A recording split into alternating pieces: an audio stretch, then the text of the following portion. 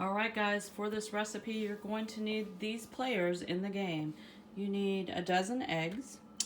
You need 2 cups of spinach. I'm using fresh spinach. If you want to use frozen spinach, that's fine, but I usually have some spinach on hand. You're going to need 2 cloves of garlic. You're going to need a cup of cottage cheese, or if you don't like cottage cheese, use ricotta. I'm going to be using this Good Culture cottage cheese. They have one that's lower fat, one that's higher fat. This is the 2%. Let me turn around so you can see the macros on there. There you go. And so I'm going to be using 1 cup in this whole recipe. I'm going to use some pink salt, some pepper. We're going to use 2 tablespoons of this chili paste, garlic chili paste, which has 0 carbs.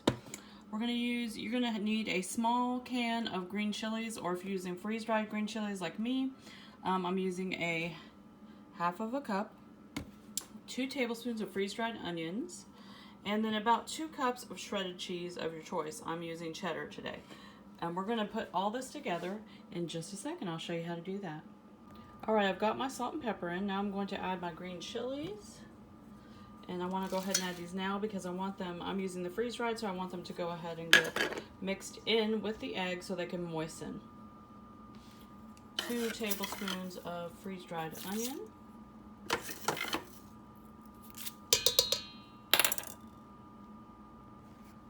2 cloves of garlic. Just going to squeeze those in. I've already put 1 in. Squeeze both those in. 2 tablespoons of our garlic chili paste. Alright, so I've got all of that in there. Now I'm going to put in my cottage cheese. So I'm going to do 1 cup of this cottage cheese in here. And the reason I really like this brand after trying it at KetoCon is because if you're a cottage cheese eater, you know what I'm talking about. Do you see how nice and thick and creamy this is? It's not watery. Most cottage cheese, the texture is very watery. And I'm really liking this, and the flavor is so good. So we've added that into there. Now we're going to add our spinach and our other cheese.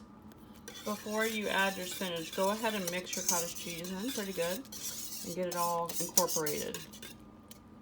Alright, so here's my spinach. I'm simply just going to smush it down in here and mix it in as best I can. It's going to wilt and fall into place once we put it into our casserole. It will be really delicious. And then we're going to add our other cheese. So we'll go ahead and put that in. Just going to dump it in there and mix it in. You can use a spatula. You can use your beater, whatever you have. Get it all mixed together as best you can. And then we're going to pour it into a sprayed glass casserole dish. This is the spray that I use for my cookie. Sorry, I can't talk this morning apparently. And I'm going to go ahead and pour this into my spray pan. So let me get that set up and I'll show it to you. Alright, so this is my glass pan.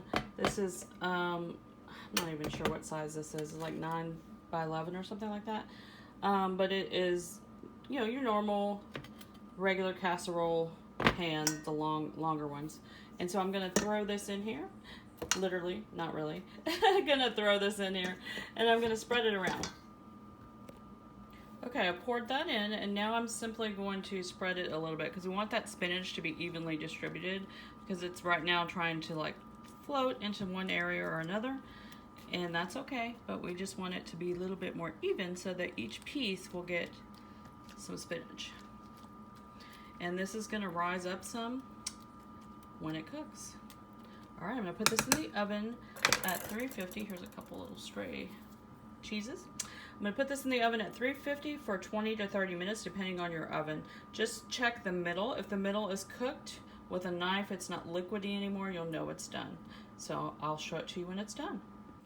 Alright guys, there you have it. It's all done. Really yummy.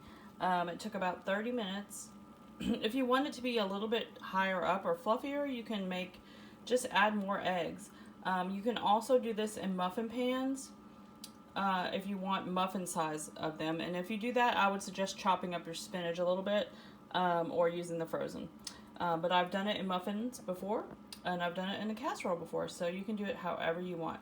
But this is really good. I hope you guys enjoy this recipe. Let me know if you make it down in the comments, and I will see you guys in the next video.